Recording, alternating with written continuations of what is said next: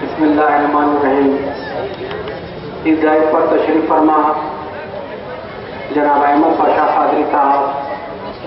محتمد عمومی مجلس اتحاد المسلمین و ایم ایل اے چار مینار، جناب جعفر حسین مہرا صاحب ایم ایل اے نامپلی،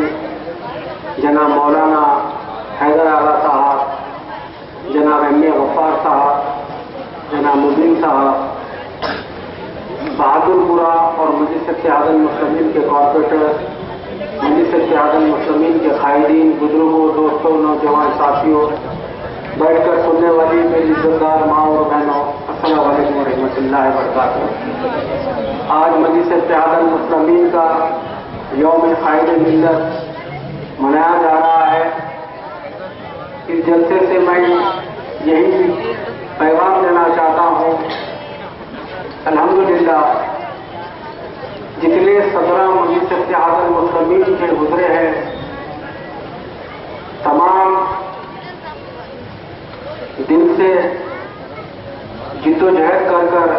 اس حیدرآباد اور حیدرآباد کی دکن کو آگے بڑھا ہے، اور حیدرآباد کی عوام اور دکن کے مسلمان خوش نصیب ہے کہ حیدرآباد میں مجلس اتحاد المسلمین کے ایسے بہترین قائدین آئے ہیں، مجلس اتحاد المسلمین ہے۔ آج اس جلسے سے میں یہی کہوں گا، قائد ملت نواب بہادر یاگر کی پیدائش 1905 میں ہوئی تھی، اور آپ کا وصال 1944 میں ہوا، اور پیشور مقرر جناب وجاہت علی خان صاحب، جناب ابو صلاح امجد صاحب تفصیلی گفتگو آپ کے سامنے رکھے قائد ملت کی زندگی کے بارے میں۔ میں آپ سے یہی کہوں گا، یہی قائد ملت ہے، ان کی دور اندیشی تھی جو پچھلے 70 سال پہلے بتا دیے تھے کہ مجلس اتحاد المسلمین کی طرف کئی پریشانیاں آنے والے ہیں، اور الحمدللہ اس سارے مجلس اتحاد المسلمین اس سارے پریشانیوں کو دور کرے گی اور آگے کے راستے سے بڑھے گی۔ 1944 کے بعد قاسم رضوی صاحب کو صدارت مجلس اتحاد المسلمین کی دی گئی، اور 1948 میں جب قاسم رضوی صاحب کو پاکستان بھیجا دیا گیا، جب مجلس اتحاد المسلمین کو بین کر دیا گیا تھا۔ 1958 میں مجلس اتحاد المسلمین کا واپس آئیہ ہوا، اور فخر ملت عبد الواحد اویسی صاحب اس کی صدارت قبول کیے، جبکہ وہ دور تھا جب مسلمان کوئی آگے نہیں بڑھ رہا تھا مجلس اتحاد المسلمین کو صدارت سنبھالنے کے لیے۔ اس دور میں فخر ملت کی ہمت افزائی کی طرف سے آج جو مسلمان حیدرآباد میں اکٹھ ہوا ہے، آج جو مسلمان کا نام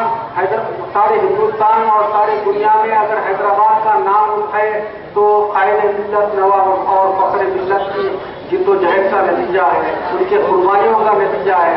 فخر ملت کے بعد عالی جناب الحاج سلطان صلاح الدین اویسی صاحب کو صدارت ملی ہے۔ الحمدللہ یہی قائد ملت اور یہی فخر ملت کی جو خواہشات تھے، جو دور اندیشی تھی، جو مجلس اتحاد المسلمین کو ترقی کے راستے پہ لے کے جانے کی جو خواہش تھی، اس سارے خواہشات کو ہمارے صدر جناب عالی جناب الحاج سلطان صلاح الدین اویسی صاحب آگے بڑھاتے گئے۔ قائد ملت کی خواہش تھی کہ مسلمانوں کو اور مسلمانوں کے پاس ایک ایجوکیشن ہونا چاہیے ہماری نسل کو آگے بڑھانے کے لیے۔ الحمدللہ اسی خواہشات کو دیکھتے ہوئے سالار ملت نے اس ایجوکیشن کے اندر آج مجلس اتحاد المسلمین کئی وبا کے پالیسیز چلا رہی ہے۔ قائد ملت اور فخر ملت کی خواہش تھی کہ ہمارے جو مسلمان پسماندہ ہے، جو اپنے کاروبار کرنا چاہتے ہیں اور گورنمنٹ سے ان کو مدد نہیں ملتی، انہی کی خواہش کے اوپر جناب سلطان صلاح الدین اویسی صاحب دارالسلام بینک قائم کیا گیا ہے، اور ہزاروں اور لاکھوں مسلمانوں کو اس دارالسلام بینک سے فائدہ ہو رہا ہے۔ یہی خواہش قائد ملت اور فخر ملت کی تھی کہ آج نہ صرف حیدرآباد نہ دکن میں سارے ہندوستان میں مجلس اتحاد المسلمین کا نام ہو، تو آج خود دیکھ سکتے ہیں الحمدللہ آج ہمارے صدر رسول الدین اویسی صاحب کس طریقے سے محنت کر رہے ہیں، آج سارے ہندوستان میں مجلس اتحاد المسلمین کا نام ہے۔ یہی قائد ملت اور فخر ملت کی خواہش تھی کہ جہاں پر بھی مسلمانوں پہ ظلم ہو، جہاں پر بھی مسلمانوں پر پریشانی ہو، وہاں پر ہمارے مجلس اتحاد المسلمین کے قائدین پہنچے، ان کے پریشانیوں کو سنے اور گورنمنٹ کو ریپرزنٹیشن کر ان کے تکالیف کو دور کرے۔ الحمدللہ آج ہمارے صدر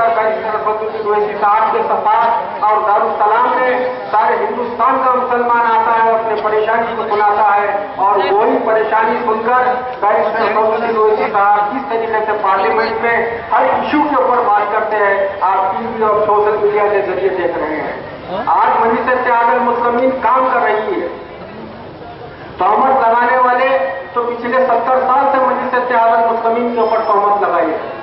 مگر مجلس اتحاد المسلمین کوئی تہمتوں کی فکر نہیں کی۔ وہ مجلس اتحاد المسلمین کے جو قائدین تھے،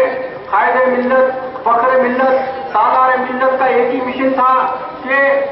مجلس اتحاد المسلمین کی کیا پالیسی ہونا چاہیے، مجلس اتحاد المسلمین کا کیا پروگرام ہونا چاہیے۔ الحمدللہ اس بزرگ قائدین کی جو خواہشات تھی، اس خواہشات کو لے کر آج بھی مجلس اتحاد المسلمین چل رہی ہے اور مجلس اتحاد المسلمین آگے بڑھ رہی ہے۔ آج دکن کا مسلمان اور یہ دیگر جماعتیں مجلس اتحاد المسلمین کو یہ کہتے ہیں کہ آج حیدرآباد چھوڑ کر مہاراشٹر میں مجلس اتحاد المسلمین جا رہی ہے، کرناٹک میں مجلس اتحاد المسلمین جا رہی ہے، اورنگ آباد میں مجلس اتحاد المسلمین جا رہی ہے۔ میں ان لوگوں سے یہ جواب دینا چاہتا ہوں، یہ مجلس اتحاد المسلمین آج سے اس علاقوں میں نہیں جا رہی ہے، یہ علاقوں میں